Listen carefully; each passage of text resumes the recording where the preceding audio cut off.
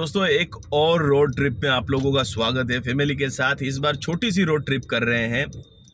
15 अगस्त की छुट्टियां थी, तो 15 अगस्त की छुट्टियों के बाद अब हम बड़ौदा जा रहे हैं, वडोदरा। तो वडोदरा में दोस्तों क्या घूमने लायक है, क्या घूम सकते हैं, तो वन डे पिकनिक हम करेंगे। वडोदरा में हम 2-3 जगह पर घूमेंगे, पर मैं आपको टॉप 10 टूरिस्ट प्लेस इस वीडियो में बता दूंगा। साथ में एक्सप्रेसवे के नज़ारे भी आप लोगों को दिखाऊंगा। अभी जस्ट एक्सप्रेसवे में हम एंटर करने वाले हैं। तो वाइफ है, फिर अल्लू है मेरी बेटी, और मोमू। एक्चुअली थोड़े दिन बड़े दिन का प्लान हम कहीं और घूमने का भी कर सकते थे, लेकिन एक्चुअली में मोमू थोड़ा सा दोस्तों इंजर्ड हो गया, जिसकी वजह से हमने 2-3 दिन घर पे ही आराम किया। पूरा मुंह सूज गया है उसका, गिरा था उसकी वजह से या कुछ मच्छर ने काट लिया, तो यहाँ तक सूजा नहीं, यहाँ से लेकर। इसलिए चलिए अब सिग्नल खुल गया, एक्सप्रेसवे पे आगे बातें करते हैं। जनरली मैं जो हूँ बड़ौदा जाने के लिए हमेशा इसी रास्ते का इस्तेमाल करता हूँ, एक्सप्रेसवे का ही इस्तेमाल करता हूँ, बिकॉज इसमें टोल भी कम है। क्योंकि अगर आपको वीडियो देखना है तो मैं लिंक डिस्क्रिप्शन में डाल दूंगा। एक वीडियो मैंने दोनों का कंपैरिजन बनाया, वहाँ पर लगभग 250 रुपये का आपको टैक्स लगेगा। बड़ौदा से पहले भी एक टैक्स है, और बड़ौदा के एंटर मतलब अहमदाबाद से पहले भी टैक्स है, तो आपको 2 बार टैक्स भरना है, जिसकी वजह से 250 रुपये हो जाता है। यहाँ पर 135 रुपये जैसा लगभग कुछ टैक्स है, टोल टैक्स है। और यहाँ पर यह एक अच्छी चीज़ है, आपको दूसरा कोई वाहन नहीं मिलता है जो आपको परेशान करेगा, जैसे रिक्शा है, स्कूटर है। और ये भारत का पहला नेशनल एक्सप्रेसवे है, और इसी रास्ते से होते हुए आप मुंबई भी जा सकते हैं। दिल्ली मुंबई एक्सप्रेसवे आगे इसी पर कनेक्टेड है, ठीक है। तो एंट्री की है। वैसे अगर आप आगे चल के अहमदाबाद धोलावीरा एक्सप्रेसवे भी बनने वाला है, वो आगे कनेक्ट होगा। वो 32 फुट रिंग रोड, जो Sardar Patel 32 foot ring road है अहमदाबाद का, वहाँ से कनेक्ट होगा। तो मैं ये सीटीएम से जा रहा हूँ। देखो 95 रुपीज़ अभी तो लिखा हुआ है कार का, पता नहीं कितना कटेगा। तो बहुत सस्ता है ये compare to national highway. National highway में 255 रुपये कटते हैं, ठीक है। एक्सप्रेसवे है, एक्सप्रेसवे 1 है। भारत का केंद्र सरकार के द्वारा ये पहला एक्सप्रेसवे बनाया गया है, और इसको फुल्ली एक्सेस कंट्रोल ऐसे इसलिए कहा जाता है दोस्तों। लेफ्ट साइड में आप जो ग्रिल देख रहे होंगे, ना तो इसमें कोई जानवर आ सकता है, ना ही इसमें कोई जो है इंसान आ सकता है, ना कोई गाड़ी आ सकती है, इसलिए इसको फुल्ली एक्सेस कंट्रोल कहा जाता है। दोस्तों हम निकले हैं सुबह, अभी 9:15 हो रहे हैं। लगभग हम निकले थे 8:45 बजे, मतलब आधा घंटा शहर को पार करते हुए एक्सप्रेसवे पहुंचते हुए लगा, और बाकी जो है आगे का समय लगेगा, ठीक है। तो अब ऐसी जर्नीज़ हमारे साथ, अब पूरी फैमिली के साथ ही मैं जर्नी ज़्यादातर दोस्तों करता हूँ बाय कार। और पहली बार जुड़ रहे हैं तो बता दूँ, होंडा अमेज है। आज इसका हम माइलेज टेस्ट भी थोड़ा सा देख लेंगे। मैंने ट्रिप को 0 पे सेट कर दिया था, अभी तक 18.5 किलोमीटर चल चुकी है, ठीक है। तो इसका आपको मैं एवरेज भी बता दूंगा, ठीक है। तो चलिए अब नज़ारे आप एंजॉय करिए एक्सप्रेसवे के। अब दोस्तों वडोदरा में काफ़ी कुछ घूमने को है। जैसे मैं आपको कहूँ, हिस्टोरिकल पैलेस भी है, गार्डन्स भी हैं, और एम्यूज़मेंट पार्क वगैरह भी है। तो सबसे पहले आपकी घूमने की लिस्ट में होना चाहिए, अगर आपको हिस्टोरिकल पैलेस अच्छे लगते हैं तो लक्ष्मी विलास पैलेस, जहाँ पर हम जाने वाले हैं, वो आपकी पहली प्रायोरिटी में होना चाहिए अगर आप वडोदरा आते हैं।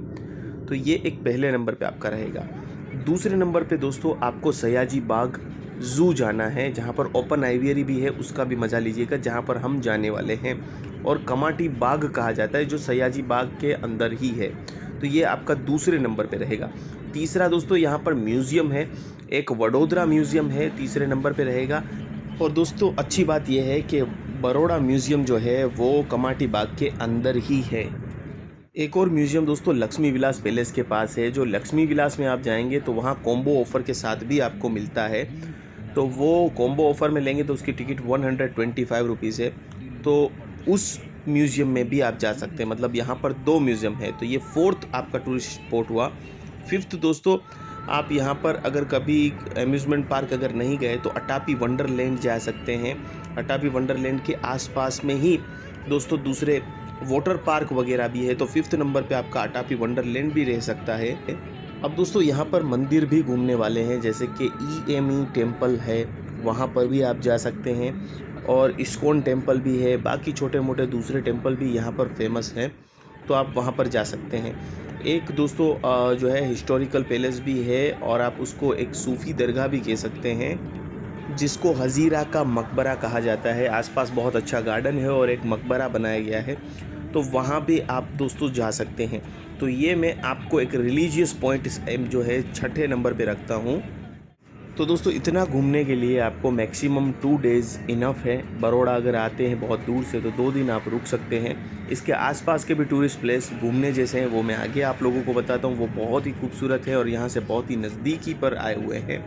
तो आपको 2 दिन की इटरनरी आपके लिए यहाँ पर बेस्ट हो सकती है दोस्तों।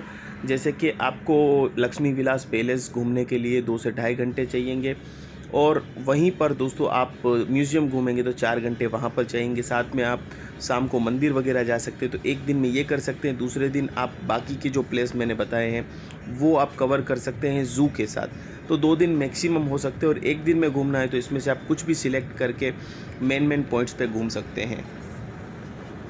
एक्सप्रेस वे की जो अधिकतम रफ्तार है कार के लिए वो 100 किलोमीटर है, ट्रक और बसेस के लिए 80 किलोमीटर है। बिकॉज ये 4 लेन का एक्सप्रेस वे है, 2 लेन इस साइड है, 2 लेन अपोजिट साइड है इसके लिए, ठीक है, इसलिए 100 किलोमीटर है। वरना जो 6 लेन या 8 लेन के एक्सप्रेस वे अभी भारत में बने उसमें स्पीड जो है अधिकतम स्पीड 120 है। और यहाँ पर तो इतने चालान की कोई टेंशन नहीं है, लेकिन फिर भी आप 100 से नीचे चलाइए। लेकिन दूसरे जो नए एक्सप्रेस वे बने हैं वहाँ हर 1 या 1.5 किलोमीटर के बीच में चालान करने के लिए कैमरे लगाए हुए हैं, जहां आप कहीं ना कहीं तो पकड़े ही जाएंगे और भारी भरकम चालान आपको देना हो सकता है। यही रास्ता आगे होते हुए दिल्ली मुंबई एक्सप्रेसवे पे दोस्तों जाता है। पिछले ही साल दोस्तों हमने मॉनसून सीरीज़ की है, वो सीरीज़ इस बार आपको मिलने वाली है। डांग के जंगलों में घूमे हैं। जैसे डांग के जंगलों के पास दोस्तों 3 हिल्स हैं, विल्सन हिल्स, डॉन हिल्स और सापुतारा हिल्स। वो तीनों हिल्स घूमी है, प्लस 2 जंगल है। एक सुलपानेश्वर सेंचुरी है जहाँ पर जाम्बू घोड़ा भी है, और एक और अभ्यारण्य है वहाँ पर पूर्णा वाइल्ड लाइफ सेंचुरी भी है। तो वो दोनों जंगल से हम होते हुए पूरे रास्ते से हम निकले हैं। बहुत प्लेजेंट जर्नी थी, तो मज़ा आया था। बारिश के सीज़न में हमने जून के एंड में, जुलाई की शुरुआत में हमने की थी। तो मॉनसून में आप डांग के जंगलों की तरफ विजिट कर सकते हैं। तो वो 5 दिन का ट्रैवल जर्नी अब आपको देखने को मिलेगा इस बरोड़ा की सीरीज़ के बाद। बरोड़ा में हम घूमेंगे करेंगे, उसके बाद वो आपको देखने को इस चैनल पे मिलेगा। अब दोस्तों यहाँ से 2 बेहतरीन प्लेस घूमने वाले हैं। वो है चंपानेर, जो एक हेरिटेज साइट है, जहाँ पर चंपानेर में काफ़ी कुछ आपको देखने को है। वहाँ की मस्जिद वगैरह है। वहाँ पर दोस्तों एक और चीज़ है कि पावागढ़ वहीं पर है, और पावागढ़ में लोग जाते हैं मंदिर पे माता जी के दर्शन करने के लिए, तो वहाँ पे आप जा सकते हैं।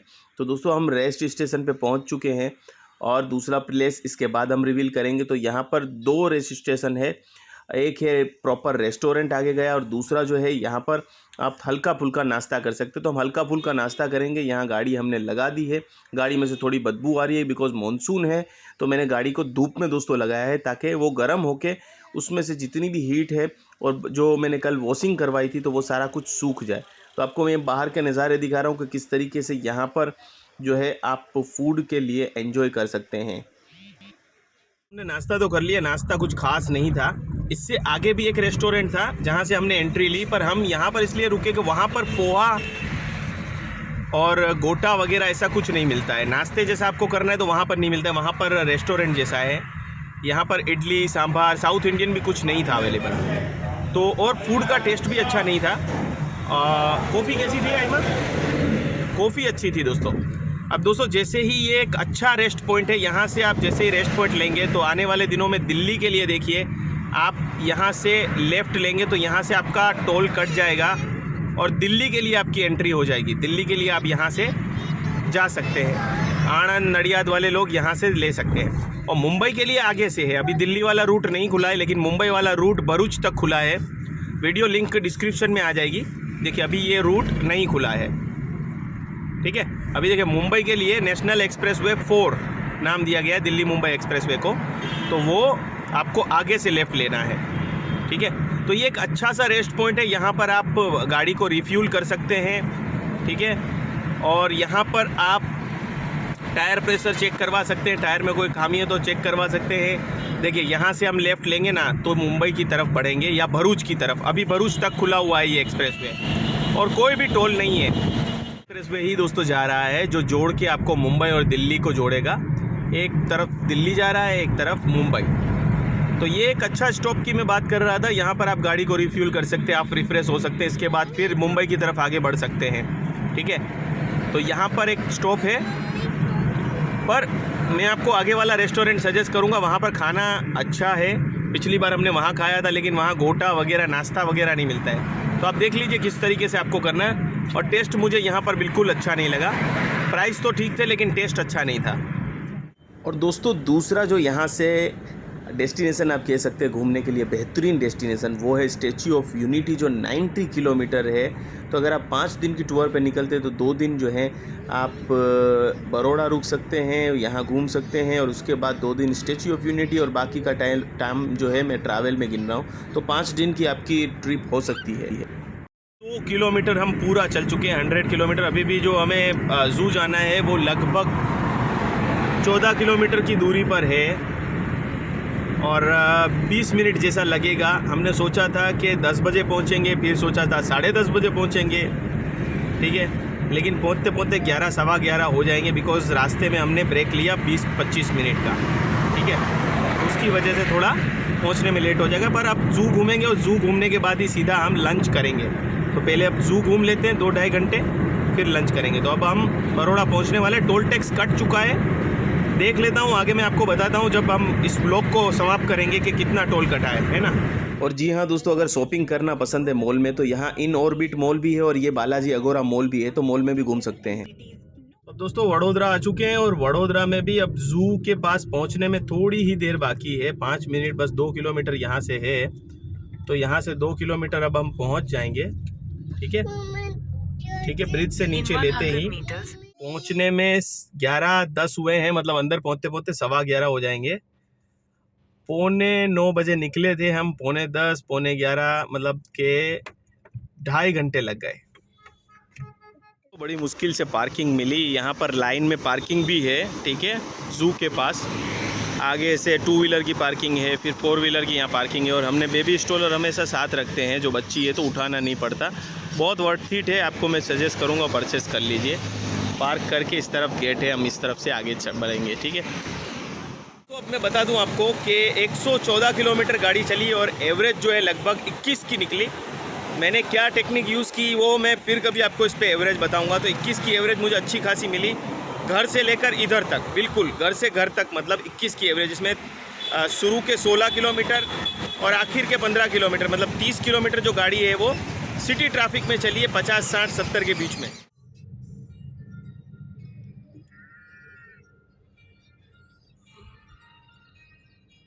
डे वापसी कर रहे हैं हम बड़ौदा की, और इसी व्लॉग में कर रहे हैं। बीच में 2 एपिसोड आपके लिए बने हैं, एक वहाँ का ज़ू और एक लक्ष्मी विलास पैलेस। बड़ौदा म्यूजियम अंदर ही है, लेकिन हमने वीडियो नहीं बनाया है। अभी हम जस्ट एंटर किए हैं अहमदाबाद बड़ौदा एक्सप्रेसवे में, बड़ौदा की साइड से, और एक छोटा सा गल्ला जो है वो उस तरफ है, तो वहाँ से हमने चाय ले ली है। चाय पी के सीधा अब घर की तरफ चलेंगे। 7 बजे हम बड़ौदा से निकले हैं, और तकरीबन अभी 7:20 हो रही है। ले ली बालाजी वेफर्स, ले ली बच्चों के लिए। ठीक है, और चाय वैसे मैंने छोड़ दी है, लेकिन इतना हेडेक है दोस्तों, आज बहुत ही थक गया। थकान वाली एक ये जर्नी रही। एक ही दिन में अगर दोनों चीज़ को कवर करना है तो थोड़ा सा थक जाते हैं। अगर आपकी हैबिट नहीं है चलने की, अगर आपकी हैबिट नहीं है धूप सहन करने की, तो आप थक जाएंगे। मैं और मेरी वाइफ का दोनों का सेम सिनारियो रहा। जाते समय 117 किलोमीटर गाड़ी चली और 21 की एवरेज थी। फिर सिटी में गाड़ी घूमी हमारी जब बड़ौदा के अंदर, तो एवरेज 20 पे हो गई, 20 पे पहुंच गई। अब घर पहुंच के क्या एवरेज निकलती है वो मैं आपको बताऊंगा। ये होंडा अमेज पेट्रोल वर्जन है, 2019 वाला मॉडल है। ठीक है, पुराना मॉडल, पर इंजन में कोई फ़र्क नहीं है। मतलब नई अमेज के लिए भी आप यही चीज़ गिन सकते हैं। तो यहाँ से तरोताज़ा होकर हमेशा निकले, क्योंकि अब यहाँ पर कुछ नहीं आएगा रास्ते में। सीधा आपको अहमदाबाद पहुँचने से पहले ही आपको कुछ ना कुछ देखने को मिलेगा। तो दोस्तों आप हमारी तरह 1 डे ट्रिप भी कर सकते हैं। अगर 2 दिन का प्लान करना है 2 दिन का प्लान कर सकते हैं। 3 दिन करना है तो बड़ौदा एंड चंपानेर भी कर सकते हैं। और अगर 5 डेज़ का प्लान करना है तो बड़ौदा, चंपानेर और स्टैच्यू ऑफ यूनिटी भी कर सकते हैं। हमने पिछली बार ऐसा ही कुछ प्लान किया था जब हम चंपानेर गए थे। बड़ौदा तो खैर नहीं आए थे। चंपानेर से हम गए थे, फिर अलग अलग हिल्स घूमी थी हमने, डॉन हिल्स, विल्सन हिल्स और सापुतारा हिल्स, और हम फिर जंगल में सब डांग के जंगल घूमे थे और फिर 5 डे की ट्रिप करके हम अहमदाबाद वापस आए थे। तब हम बड़ौदा नहीं आए थे, तो इस बार हमने सोचा कि बड़ौदा आएंगे। और हाँ, पिछली बार हम स्टैच्यू ऑफ यूनिटी भी गए थे, तो बहुत जल्द आपको बहुत सारे वीडियो देखने को मिलेंगे। फाइनली दोस्तों घर पहुंच गया, बेसमेंट में आ गया हूं। 236 किलोमीटर गाड़ी चली है और सुबह निकले थे हम लगभग 8:45 बजे, आप 9 बजे ही कह सकते हैं, और रात को 9 बजे वापस, मतलब 12 घंटे के अंदर हम बड़ौदा गए, घूमे और वापस आ गए। अब मैं स्क्रीन पे आपको दिखा रहा हूँ कि कितने किलोमीटर गाड़ी चली है और एवरेज क्या है वो देख लेते हैं। और दोस्तों इसमें टोटल एवरेज 236 किलोमीटर चली है और एवरेज निकली है 18.3 आने जाने में। अब इसमें ये ड्रॉप क्यों हुआ दोस्तों? जाते वक्त जो है थोड़ा मैंने एसी कम यूज़ किया था, ठीक है। आते वक्त मैंने एसी यूज़ किया, प्लस जाते वक्त मैं 90 से ऊपर नहीं गया था, लेकिन आते वक्त मैं 100 के आसपास चल रहा था, ठीक है। तो जिसकी वजह से थोड़ा सा एवरेज में ड्रॉप आया। पहुंचते ही 20 का एवरेज था, लेकिन रिटर्न आते आते 18.5 का एवरेज हमारा हो गया, क्योंकि बीच में हम शहर में भी आए इस तरीके से। तो ये हमारी जर्नी यहाँ पर समाप्त होती है। एक और जर्नी के लिए आप लोग तैयार हो जाइए। बहुत थक चुका हूँ, सीधा जाके फ्रेश होके खाना खा के सो जाऊँगा दोस्तों। तो चलिए दोस्तों, आज के लिए इतना ही।